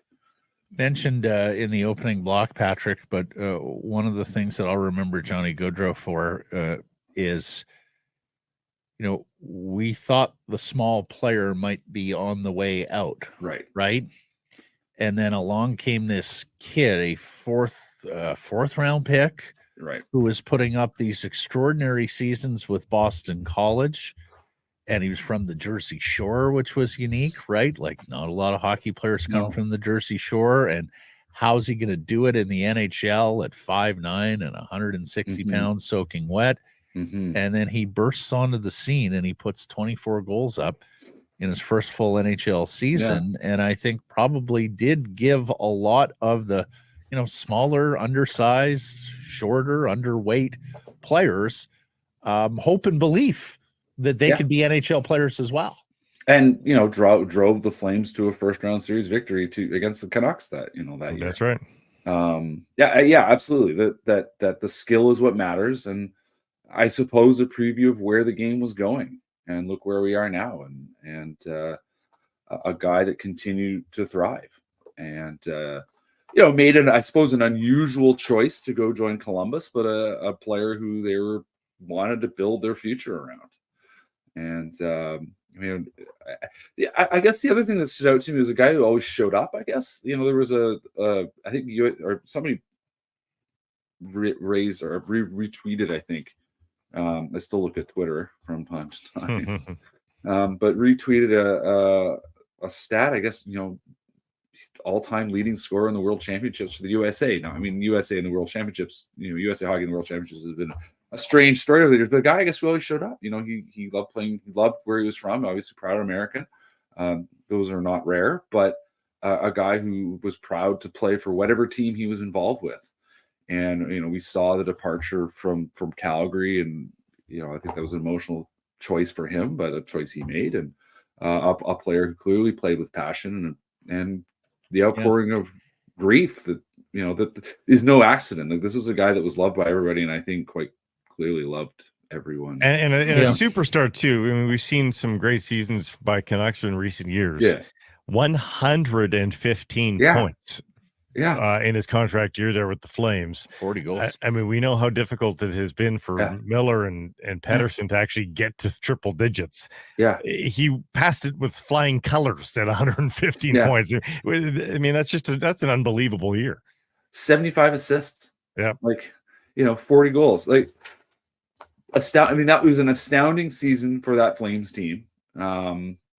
And he, that you think about that line with him and Tkachuk and Elias Lindholm, and how powerful that line was, and it was obviously we saw a lot of the Flames that year, and that was a Flames team that was close to something, and he was the core of that. I think. I mean, Matthew Tkachuk obviously with the rambunctious play and the power forward element, but to me it was always Gaudreau that was the guy that was going to go make it happen. If they needed a goal, they needed to find a way to win. It was going to be led by him. You talk about him always showing up. Brian Burke, in his statement, of course, former Flames executive, said Johnny was the first guy to raise his hand anytime there was any kind of community or charitable work opportunities. The other thing, because of course, when you talk about the small player in the NHL, people wonder, can they be durable? 6 times he played 80 games.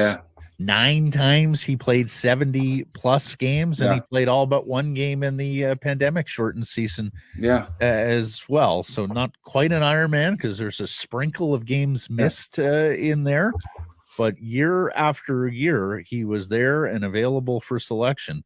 And putting his best foot forward.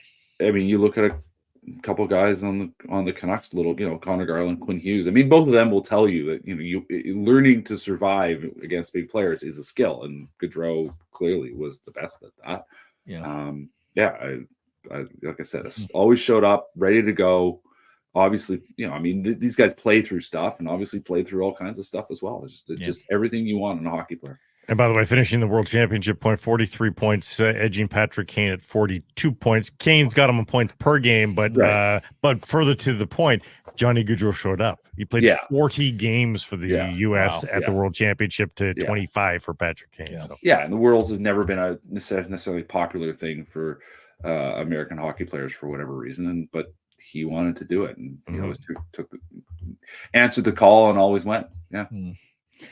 A tough turn here, Patrick, but there is Canucks news. We all cover the Vancouver Canucks, yourself included, and you were busy writing about Arturs Silovs yesterday and his exclusion from the Latvian Olympic qualifying team. For those who missed the story, lay out what you've reported and what you understand about this matter. A strange one to follow, because it's August. We're all sort of half paying attention. Obviously, I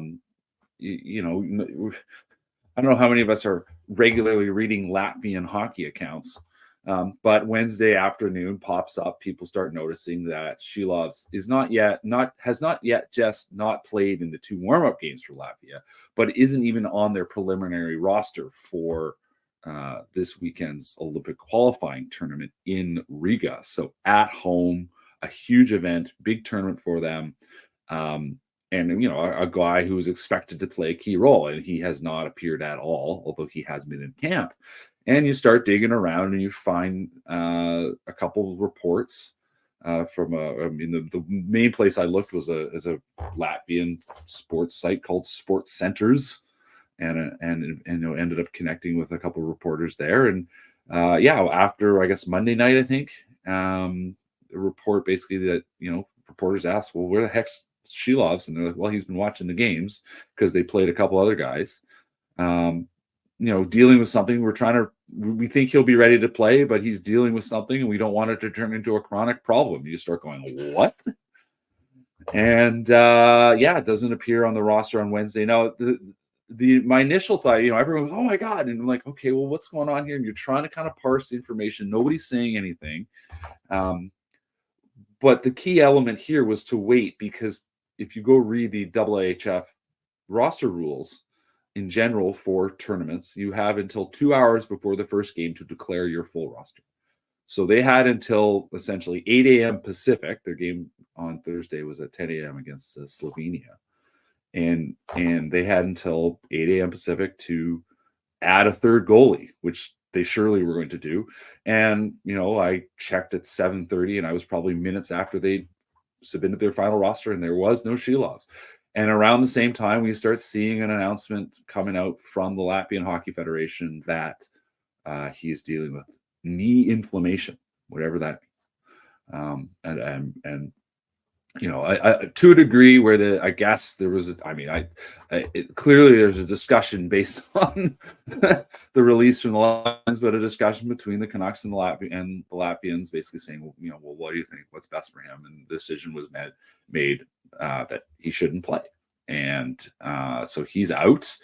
I guess the suggestion is he should be fine. I mean, the Latvian statement said, there's maybe some concern about starting the season. And so you're like, okay, well, for what? What do you mean? I mean, it left a lot ambiguous. Obviously, I checked with the Latvian reporters. I checked with the Latvian reporters, and they said, yeah, that's essentially, the Google Translate gave a reasonable. But still, there's a dissembly here, Patrick. Yeah. Like knee ligament inflammation. Latvia initially says he's going to be ready for the start of the season. The GM tells Dhaliwal it's a minor injury, should be ready for Penticton. Yeah. The coach said he's ready to start the tournament. Yeah. And then announced before saying he's overworked, and the medical staff determined that the danger limit of turning this situation to a chronic injury is high. We decided to protect him a little. So it's hard to know what to know. And the Canucks aren't saying much. I did ask them if they wanted to add anything, and they said no. And which is weird. I mean, weird. Like, why wouldn't you add to that? I mean, they haven't. They've kept mum on all of this stuff. So that's in keeping with that. But with the Demko thing, there's no other party involved. There's another party involved here that has said he's injured. To me, and which I suppose is that, well, look what everyone has said. To me, it's you now have your fans in a lather. Why not just say he's fine? He just needs a little rest. We'll see him on the 19th. It's free to say that. There's no cost. Yeah, I mean, the only thing I can think of is maybe Jim Rutherford and Patrick Alvin thinks it hurts them leverage-wise in either trade negotiations or in contract negotiations with Kevin Lankinen or another free agent goaltender if they come out and specify and talk about the extent of these injuries or setbacks or whatever you want to call them and how long the goaltenders in question might need to recover. In public, I suppose. But, I mean, in the end, every agent of all those goalies who are sitting there thinking, well, there's a possible opportunity here. They now can see what's going on. Like that, they'll see something, whatever the Canucks say. I mean, I think for me, it's just simply about talking to your fans. Like we're aware. Yes, he's been working hard this summer. It's happened sometimes. He needs to take a break. Yeah. Yeah. We were talking about the Demko story, and my opinion was pragmatism when it comes to fortifying the position, Right. because exactly how injured Demko is still remains a matter of debate, and when he comes back remains a matter of debate. So I thought, what, again, be pragmatic about, be cautious, no need Right. to jump and pounce. With this news, does this change the equation? Do you need another body at this point? Well, I mean, assuming he's okay to go, in theory, you still have 4 goalies for camp. I haven't mentioned Ty Young. Ty Young will be there. But that said, it's a bit like understanding how you put together a pro camp, right? Derek Popke and I had, he's helped Troy Stetcher put together his pro camp the last couple of years. And Derek has always highlighted to me that one of the ways you attract players is you have NHL goalies, because they want to be able to prepare against the kinds of goalies that they actually face. And so, having a Ty Young, respect to Ty Young, but having a guy who is a junior goalie and has, will probably be playing in juniors here. In the end, that is not how you're going to prepare, nor is having, respect to Jonathan Lemieux, who did have I suppose, solid season in the ECHL last year, but he is the 3rd string goalie for the Abbotsford Canucks. And those are going to be 2 of your goalies right now. Like you've got, if Silovs isn't able to go, because you've got Tolopilo and Patera, they have bodies, they have guys, but in the end, even if you're having to, and they only have 6 preseason games, but you still have to dress rosters, and there's that element of just putting teams on the ice, and then there is the start of the season and how long until Demko's ready to go, and the ability to actually go. If they can get right now, the task is get through training camp, because they know there's going to be, if worse comes to worse, there will be a goalie on waivers, right? But if Silovs really is dealing with something that means he cannot be a full participant, and as we've said, everything that has been said says he will be a full participant, but there is that what if element in the back of your mind. What are you going to do? Are you really just going to call a guy up on Saturday afternoon and say, can you come to Penticton for Sunday? That there's a lot of moving parts here. The PTO element, we know they've been making calls about that, because I think that's an admission that as we all have heard, that Denver Demko is not going to be there, at least not to start. So you do need another NHL quality goalie, because right now they only, maybe Nikita Tolopilo. He's close, but he also is not a guarantee to be an NHL quality goalie. Like, he had a good season in the AHL, but again, there's a huge step. So they need more guys. Like that is clear. Mm-hmm. And so we'll see how this shapes out. They may try to just walk the tightrope and get through early stages here, and but until we have more information, this is what I wrote last week. Like, inevitably there is a void. The Demko void, the void of information, means everyone's going to be going, oh boy. And that's going to be all we're going to be discussing probably until we get any more clarity. And if there's no more clarity until we get to training camp, we're just going to keep talking about it, because they don't have a lot of goalies right now. By the time main camp, from the time of this injury that clearly flared up days ago, we're not talking about it. It's not, the clock doesn't start today. The clock starts a handful of days ago. It'll be a full month between presumably the last time Silovs was on the ice, right, to the first day of camp. With the proper rest and rehabilitation, if it's minor inflammation, if it's tendonitis, that's enough time. Players do come back from that. Yeah. Listen, from what they basically said, he's overworked. He's worked. The implication, I think, was that he worked too hard. He went too hard, too fast, which happens. And you play a demanding position and goal. And he was probably excited about this tournament. Sure. Yeah. That's the thing. He I think the coach said at one point he'd been on the ice since June, beginning in June 12th, which is, pretty standard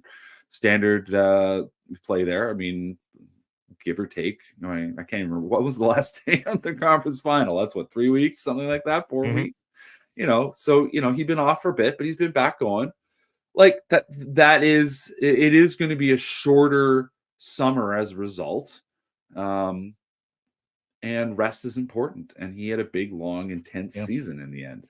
So yeah, like, listen, it could be a simple thing. It could not be a big deal. It was initially sounded like a bit of a load management story, but now it's like, well, no, we need to be careful. He's got a big season in front of him.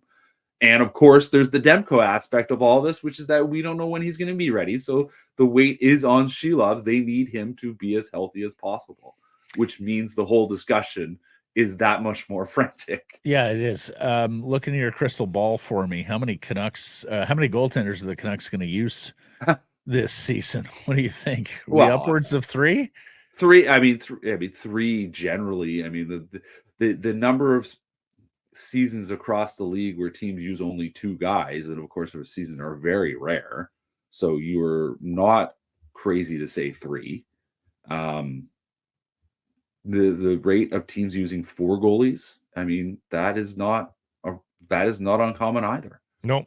Canucks have done it a bunch in the years gone by. And that's it, that let's be, that is reality. That's not, oh my God, they're overworking their goalies. That's just how it goes, right? Like, that's true for everybody. And it is a little bit that broader story of, look what happens, look what can happen. I mean, we forget part of the Casey DeSmith story, right? Like, Casey Smith comes in, but he had done this before, right? Like, he'd had to step in and be an emergency guy in Pittsburgh, and pick up the slack where you could. And I wrote, I think on the eve of the playoffs, or certainly, Arturs Silovs was in the mix, and he talked to me about knowing what Aiden Hill had done the year before for Vegas, a guy who had not been in the frame, that every team needs to be ready for whatever comes, and that sometimes they're just going to have to put a guy in, and it's on the guy to perform. The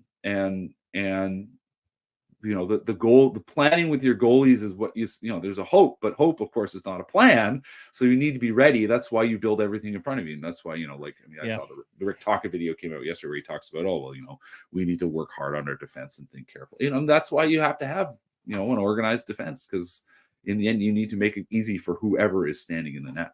Last question. What can you tell went on here with Ian Clark and losing the director of goaltending title? It's very odd. The timing, as I said at the time, was very odd. These are not changes you tend to announce in August. This is when you're having your meetings. And they had made a series of announcements. Remember, they hired Yogi Svejkoski, right? Like, earlier in the summer. They announced their coaching change earlier in the summer. So it was the timing on it underneath all this is still unclear. I think, as we've gathered, there's a plan in place. I think Woodley was talking about this. Essentially, he understood that there was probably a longer term shift in all this. Ian Clark is in his 60s now. This happens. Other teams are planning this out. Taking the title away is, with purpose. What else could it be, right? As far as I can tell, there's no reason not to have a director of goaltending, unless there has been something else that's been decided about how you want to manage your hockey operations. And the title was bestowed by the previous management group, so things things change, and it is clear that Clark was looking to shift his role somewhat. Was he looking to change away from the full-on director title? I don't know. I don't expect he would. Yeah, you don't suspect so. And as Woodley and others have mentioned, this probably leaves him poachable by other organizations after this season. If they want to offer him that director. Exactly. Yeah. He's 58, by the way, not in his 60s. Exactly. Don't age Apologies. Sorry to Ian. But no, I listen. Fine sign of it was a 5-year deal. Was that right? Like, he was, or at least locked in as long as Demko's current deal. And Demko's got one more after this year, if I'm not mistaken. Yeah. So yeah, but yeah, like, change happens, but he's also under contract. So there was going to be a transition at some point. I think it just seems, as Woodley, I think, has said, this seems to have happened quicker than I think. Yeah. The worry is that All we right. know that unlike a lot of goaltending coaches, Ian Clark actually adjusts goalies. A lot of goaltending coaches manage the style of that keeper that is already in place. Right. That's right. Ian Clark actually adjusts them, and if he's more hands off now, Right. does that adjustment get looser? And do you see a step back? Listen, everything I know of Marco Terenius, and I talked to him when he first arrived here, and I've heard from people. I mean, he is in the Ian Clark school of doing all this, right? He is in the Ian Clark disciple. He's a disciple, yeah. Just as Curtis Sanford was, that there's a sort of that the overall result that you're going for. He is looking for the similarities that this system works. This is the system we are doing. And so you also are looking for goalies who can adapt to that system. You like look at the last couple of backup goalies we've had here. Look at Colin Delia, look at Casey DeSmith. Both of them came in not necessarily as obvious Ian Clark type goalies. Spencer Martin, although Spencer Martin chose to come here, but all three of them would tell you that they accepted that they were under this guy. They were going to have to take on stuff they had not done before. That's it. And they took it on. And it's funny because Ian was not that guy early in his career. He was more a manage the personality, manage the style. That's the reason why they brought Rolly Melanson in, right? Yeah. To help Roberto change the style and be a better puck handler and all that. Right. Ian goes off, has extraordinary success, particularly in Columbus, becomes the goaltender whisperer. And I think it's fair to say that it's going to be relatively status quo for this year, with or without Ian on the ice, with or without him having the title, particularly since his disciple will be leading the on ice instruction. But beyond this year, Patrick, it's anybody's guess, right? You wonder if Rutherford has, who's an old goaltender himself, has names and people that, he would have otherwise brought with him had the goaltending coaching not been so settled and entrenched here when he arrived on the spot. Which that, still, like that said, Terenius can point to his track record with SKA, right? Like he coached some big time goalies there, right? Like he coached when he was a young guy. Like he's been around he's been in the job. He has been a highly regarded goalie coach overseas for a long time, and he has coached some very good goalies in his past. So the big test is now on for him. Like this is everything. This is the NHL test. Like great that you did terrific work in the European professional ranks, and whether at the minor pro level, the H, but now it's now here's where the rubber meets the road for him. And to your point, like Rutherford, I mean, in the end, this management team knows other goalie coaches, right? That's right. Like they're gonna he's got to show, whether it's up to him to sort of make the case that I'm the guy, and here we are. Which is tough. Those are big goals for a goaltending coach. Yes, first-time guy too, inheriting a finalist who has got a checkered injury history. Yeah. Have yourself a marvelous Labor Day weekend, and we will catch up next week, Patrick. Thank you. All right, guys. Yes, happy Labor Day. Have a great time, everybody. The Vancouver Canadians are back at the Nat. Catch fireworks, giveaways, and Friday nooners all spring and summer long. Get your tickets at CanadiansBaseball.com.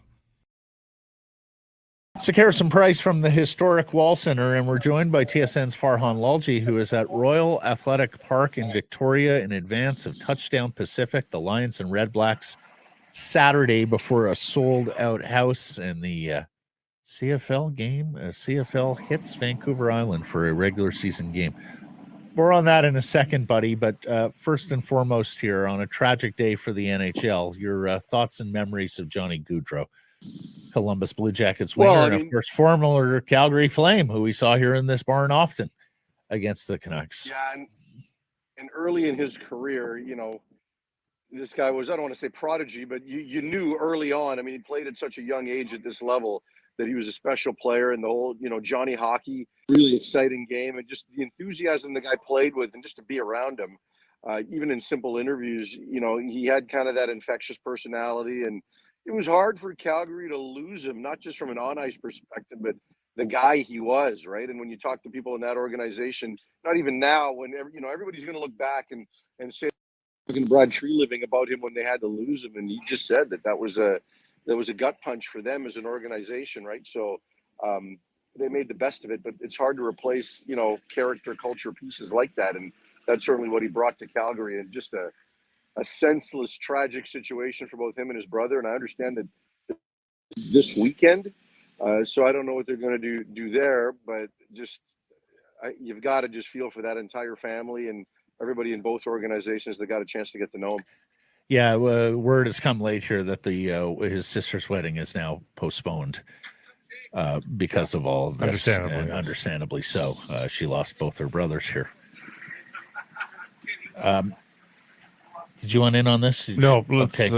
We can make the tough turn now, I suppose. Yeah, not an easy turn, Farhan, as we said with Patrick Johnson, but there is a lot of Canucks news here, and a lot of Canucks news in the crease. What do you make of this Arturs Silovs story that he's not going to be playing for Latvia and that he may have a knock as we enter training camp or a couple weeks away from training camp with the Canucks? Yeah, it feels like we get to say it's August, but training camp is just a couple of weeks around the corner. And, it sounded from the Latvian head coach wasn't necessarily ruling him out or thinking that it was necessarily a long-term significant piece. But if I'm the Canucks, you got to get involved right away and say, no, what we're dealing with is a little more important right now. But isn't this typical Canucks, right? Like this close to it and so much expectation, and Demko finally being healthy because at the end of the playoff last year, and now here we are. And not only is Demko not going to be ready for the start of camp, but we're holding our breath on Silovs. So, no one has made this sound like it's more than, just a level of soreness or maintenance or fatigue or, just it doesn't sound like it's anything serious. But with this organization, if we got to camp and he just wasn't going to go for even a week, just for all of Canuck Nation to lose their minds. So, hopefully it's not serious because he's a promising young goaltender with a good future ahead of him. And there's, everybody's going to rely on the fact that Rick Tocchet was able to instill defensive hockey into this team, but that doesn't write a blank check for the goaltender to be of any sort of pedigree. You do need a capable goalie back there, and now there's question marks for the top two goalies in this team. So, you know what? It may be Chicken Little stuff. It may just all work out in the end here, Farhan. But as a manager, as a management team, they can't just assume that, can they? No, they can't. But you're right on the edge in terms of where you're at cap wise and what decisions you can make. And if you are really, really that confident that this isn't going to bleed heavily into the regular season, you can't necessarily invest a lot of dollars in this. Like I'd be nervous because Demko's injury prone, right? Like there's no other way around that. You have to be able to say that he is now injury prone. And so, it does make me nervous. I've got a lot of belief in Silovs. I still think that that he can take that next step as a goaltender. And I think as an organization, you have to figure that out because if I'm the Canucks, and I think your Twitter poll about the goaltending situation last week, like you've got to see if Silovs can be that guy going forward, because at the end of the season, you've got to make a decision because Demko's going to want to get paid, right? He's going to want to renegotiate that deal going into his last year.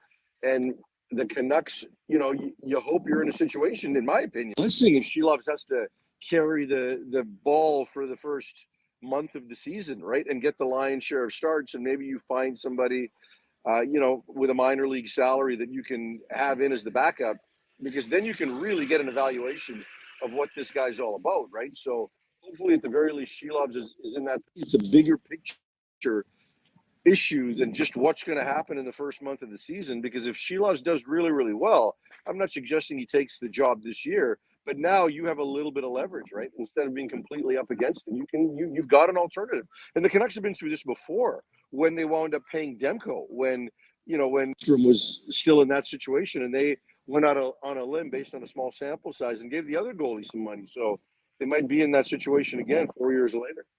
Do you? What about Lankinen? Would you bite the bullet on LTIR and sign Lankinen? No, and that's the issue, right? Like I wouldn't, because I can't imagine this that serious. So just based on what we're hearing at this point, and he's not a goalie that you can call injury prone quite yet. So if it was me, no, I wouldn't. I would save that money. They've got other things they need, and if they can fill those needs later, I think they're better served figuring out what they've got in goal. There's journeymans. There's going to be people available on waivers that they've got. Seen a list of those guys. So I would be patient and not get overreactive here and right. Spend that money. So today. In the worst case scenario, say Demko and Silovs wouldn't be ready for opening night, or just make it Silovs and Patera have to carry the mail for it. Would you be comfortable enough in the Canucks' ability to play defensive hockey to ride those guys? Like you think team defense and enough saves would get you through the early part of the schedule if need be, if worse came to worse? Yeah, I mean, I think they can tread water, and I just think that defense will take another step this year. Is it as good as it was last year? Probably not, but can Zadorov for a lot of time in the early part of the season, right? So if Susie and Myers can be a functional second pair, I think they could be fine, because I think all of those guys are going to take a step forward defensively. So, it's just another year under the system, another year that they can be comfortable playing that way. So I think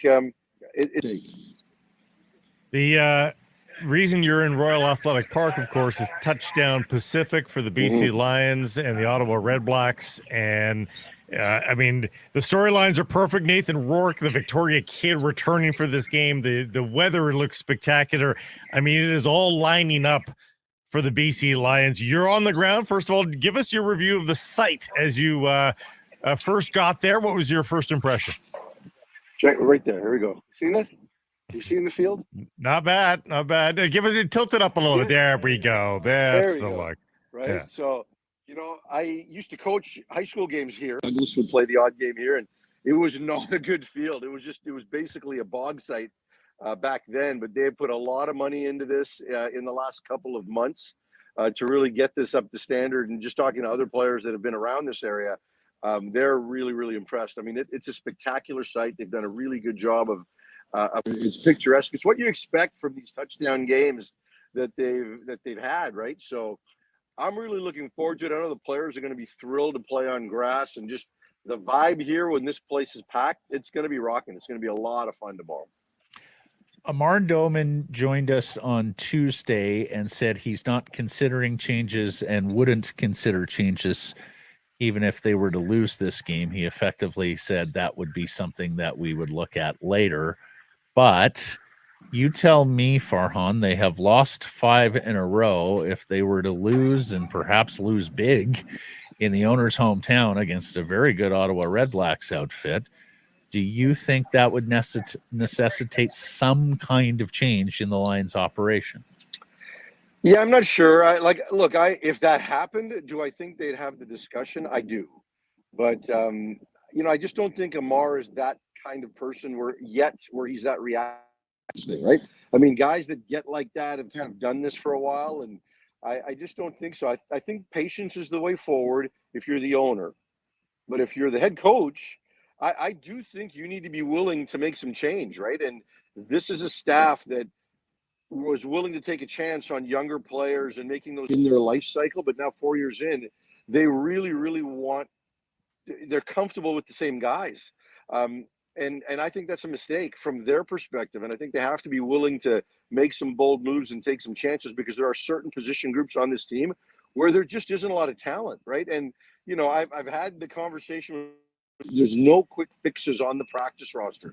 It's not like the old days, Matt. You remember when guys used to get airlifted in out of the practice squad. Well, now the practice squads in the NFL are expanded, and people want to stick around, and those players aren't all readily available to come in and plug and play. So, what they've done in the last 3 weeks is they've brought back, people have all this angst about the cap and what's being spent. Well, it's been Rourke, it's been Betts, and guys that know the system and, are familiar with the entire scene. So, that's a good thing. But at some point, while I think the owner will stay patient for the rest of the season, I do think it's incumbent on the coaches to not be afraid to make some moves. Is there any chance he's listed as the third quarterback? Is there any chance Vernon Adams plays this weekend? Plays, no. Dresses, possibly, but not likely. I did talk to Rick Campbell before, and I think there's a feeling he's just not quite comfortable yet. The plan had been for him to take team reps this week. So there's been no setback. It's just step forward. So, and it's interesting because they've got the option in Nathan, whereas before there was fully a belief that Vernon was going to play games in August, right? Like before Nathan became an option, and that you thought he was going to be. I personally believe he probably would have been forced into this game if the Samers, Galler, or Chase Bryson, they had lost, 3 games in a row once Vernon got hurt. I think he would have played in this game. But right now, I think they're in a position to be as cautious as possible. And, Just wait on the decision on what to do with the quarterback position going forward. Were you surprised that Matthew Best is listed as a starter? If there's one position group where it's rock stick and you don't have to do a lot of thinking, D-line is that spot, right? I mean, when Nathan Rourke did it, I wasn't surprised, given the alternatives, right? Like, as I said, and maybe it didn't turn out that way, but to me, Nathan Rourke in that moment at 50% is going to be better than turn out that way, and no one expected him to perform that way. But in the case of a D lineman, especially one that knows the system and has just been playing in a preseason game and in a training camp and is in game shape, it's an absolute no-brainer for him to come in and start and just give that group a jolt, because right now that D line can't get pressure on anybody, and it's exposing the back end because they're having to bring pressure and bring extra bodies to get any kind of pressure, and the defensive backs aren't good enough to hold up right now. Yeah, and funny you mention that, because boy, very interesting concoction here in the back eight, where you've got Adrian Green back at safety. You and I have talked about this. I'm just not sure he's a halfback.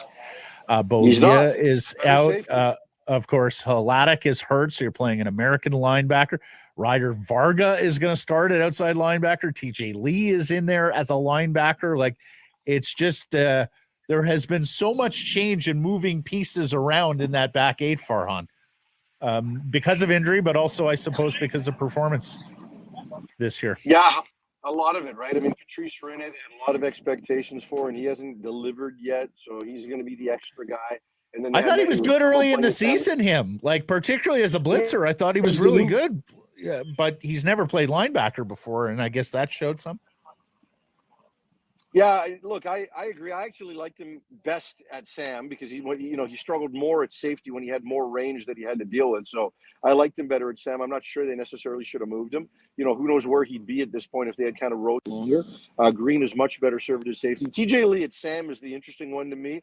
I'm not sure how much of a reflection that is on TJ and his ability to blitz and make an impact closer to the box, or whether they think Rugamba currently has better range and maybe he's better served at the halfback spot. I'm not sure, but that was the one that raised some eyebrows for me, because really Hladik 3 weeks he's been injured, so we've seen a lot of Varga and we've seen a lot of Ely, so that part didn't surprise me. And those guys flash from time to time. There's some limitations there. I like Varga, but then all of a sudden he gets matched up and a running back gets into space against him and there's a problem. Ely kind of flashes more than anything else, a downhill player and a big hit between the tackles, but then otherwise you won't notice him as much. But they've got who they've got, right? I mean, people talk about losses for this team. The biggest loss was Josh Woods, right? Like, that guy would have been an all-star this year. Losing him, I think, was a real blow for this team, and because it happened so early, people don't talk. But we're not talking defense at all, guys. If Nathan Rourke is putting up 35 points that and is the best fair. player on the field, also fair. So they can outscore their defensive foibles. Have to, yeah. Like, but the MVP's got to look like an MVP too. Yeah. No question. And he's got to take the next step forward. I talked to some coaches about that. He's seeing things better this week and he's taking that step. But, they do believe guys are getting open. It's just incumbent on Nathan to see it. And you can see he's not processing as quickly as he did in 2022. He's not getting through the progressions as fast. He's hanging on guys a little bit extra. So that's got to get fixed. And he has to take the next step in the formula for this team. If they're going to win, is they've got to outscore teams. Right? They're not going to, it's not Winnipeg where they can just, the offense can be patient and just not screw it up. This team has to score. Well, especially when you're starting the number of Canadians that they start on the defensive side of the ball. I mean, that's very much off trend from what we have seen, where teams have tended to load up the number of Americans on defense, play with extra Canadian, either skill guys or offensive linemen. So you're Blake's 100% right that, and you are too, that's the formula. So it could be a really stupid question. Is there any chance the bigger CFL ball is giving Rourke trouble after a year of throwing the Duke, the NFL ball? Well, potentially, right? Like, I do think there's an NFL hangover, in my opinion. I'm not sure it's necessarily the ball. The ball might have been a factor the first game, but like, as we get into tomorrow, all that stuff has to go away, right? Like, he's got to be completely locked into this, as opposed to thinking what was missed. And in terms of the ball, you've got to have by now. But I think it's fair commentary. I don't think it's a stupid question at all. But really, for me, when you watch how he plays right now, it's just seeing him just hitch a little longer, hesitate a little longer. Yeah, and I'll say this, it does not get easier for the BC Lions. They are a short week at 10-1 Montreal for Friday night football, and then they're home to a Toronto Argonauts team that just got their starting quarterback back. So there is some tough sledding here against the three top teams in the East over the next 3 weeks for the BC Lions. Farhan, thank you so much for the time. Enjoy the game. Enjoy the event and experience. Like I'm looking forward to that as much as the actual football tomorrow in Victoria. And we'll catch up soon, my friend. Thank you. All right, take care, guys. Enjoy it.